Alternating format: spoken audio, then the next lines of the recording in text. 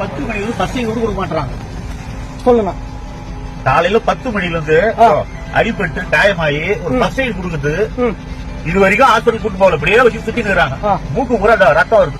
யார் அடிச்சது? அந்த எஸ்ஐ அடிச்சான். பேரு நாகராஜன் ஒரு எஸ்ஐ. ஓகே. ஸ்டேஷன் உள்ள தான் அடிச்சாங்க.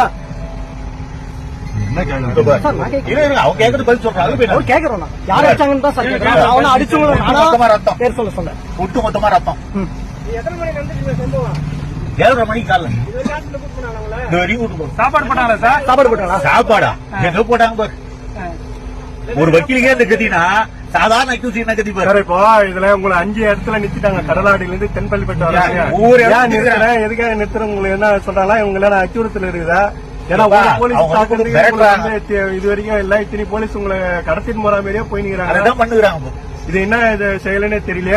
ஒரு வக்கீல் வந்து காயப்பட்டு ரத்தமாயிருக்குது. கைது பண்ணா எஃப்ஐஆர் போட மாட்டாங்க. பேர்ல மட்டும் எஃப்ஐஆர் போடுவாங்க. ஆனா காவல் நிலையத்துல என்ன உங்களை தாக்குறாங்களா? காவல் நிலையத்துல தாக்கல.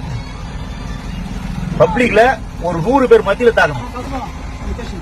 வழக்கறிஞர் சொல்லி தாக்கலாம் இல்லப்பா. 10 மணில இருந்து கேட்டது. எவ்வளவு நேரம் இது வந்து கூட்டு போனா எனக்கு குறைஞ்சபட்சம் 3 மணி வச்சு 1.25 மணி நேரமா அவர் ஜீப்ல இன்னும் கொடுக்கல. என்னன்னா